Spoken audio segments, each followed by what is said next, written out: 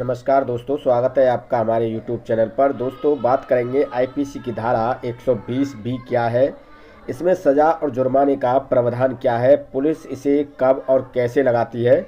आइए समझते हैं सही तरीके से। दोस्तों, अगर आप हमारे YouTube चैनल पर पहली बार आए हैं तो चैनल को सब्सक्राइब कीजिए, बेल आइकन को प्रेस कीजिए ताकि आने वाली वीडियो का अपडेट आपको मिलता रहे और आप इस तरह की वीडियो से प्रतिदिन अपडेट होते रहें। दोस्तों, बात करेंगे आईपीसी सेक्शन 120 बी के बारे में कि पुलिस इसे कब लगाती है, इसमें सज़ा कितनी होती है, जुर्माना कितना होता है। पूरा इस वीडियो में हम एक्सप्लेन करेंगे। आप हमारे साथ वीडियो पर लास्ट तक बने रहें, वीडियो को बिना स्किप किए देखें ताकि बेहतर तरीके से आपकी समझ में आए और बेहतर तरीके से आप इसे समझ पाएँ। दोस्तों, आईपीसी सेक्शन 120 बी का मतलब होता है कि मान लीजिए कोई 10 व्यक्ति ने एक साथ षड्यंत्र किया, कुछ हथियार इकट्ठे किए, एक योजना बनाई। एग्जाम्पल के तौर पर उन्होंने किसी कंपनी, ऑफिस या बैंक को लूटने की योजना बनाई और वो उसे लूटने के लिए गए और लूटने से पहले ही उन्हें अरेस्ट कर लिया गया। तो उस कंडीशन में उन पर पुलिस 120 बी के तहत मुकदमा दर्ज कर सकती है।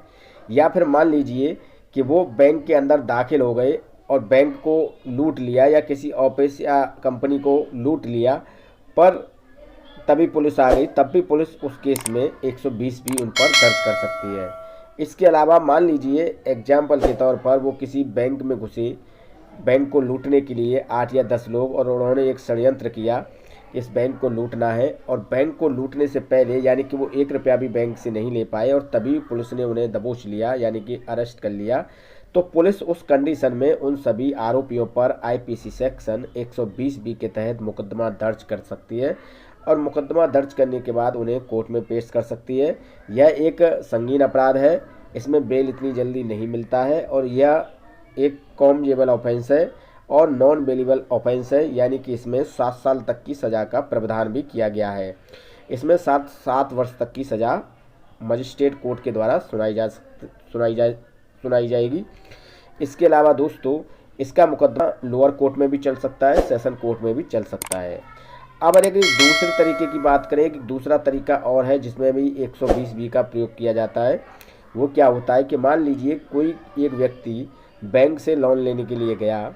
बैंक से लोन लेने के लिए नहीं दोस्तों, वो एक कंपनी में ट्रैक्टर फाइनेंस कराने के लिए गया। मान लीजिए किसी एजेंसी पर, ऑफिस, शोरूम में, ट्रैक्टर का कोई शोरूम है, एजेंसी है, उसमें वो व्यक्ति ट्रैक्टर लेने के लिए गया और उसने एजेंसी मालिक से ट्रैक्टर के लिए आवेदन किया।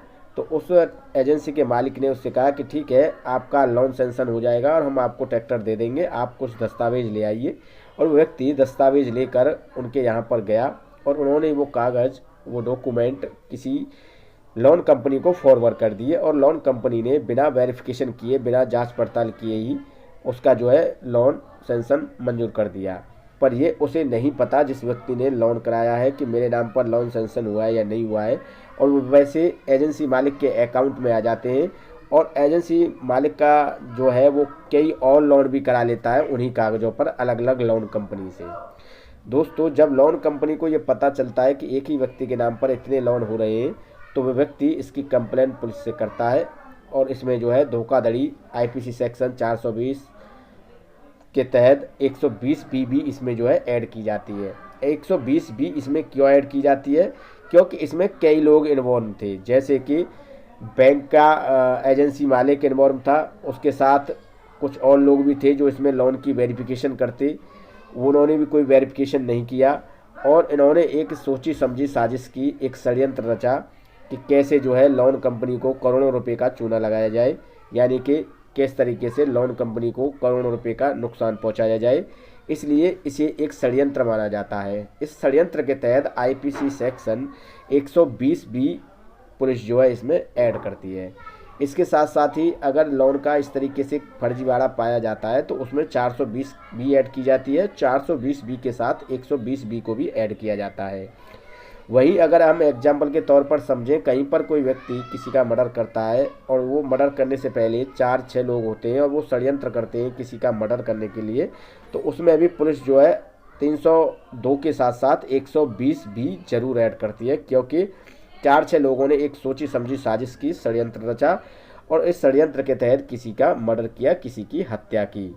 तो दोस्तों ये है आईपीसी सेक्शन 120 बी का पूरा कंप्लीट प्रोसेस कि किन किन षड्यंत्रों के तहत किन किन धाराओं में किस प्रकार से इस 120 बी का पुलिस जो है उपयोग करती है और इसे अन्य धाराओं के साथ ऐड करती है। दोस्तों हम उम्मीद करते हैं कि आपको जानकारी अच्छी लगी होगी और आप जानकारी से अच्छी तरीके से समझ गए होंगे 120 बी के बारे में।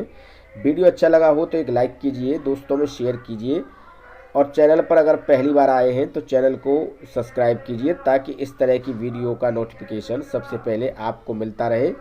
दोस्तों हम फिर लौटेंगे आपके पास, तब तक के लिए नमस्कार।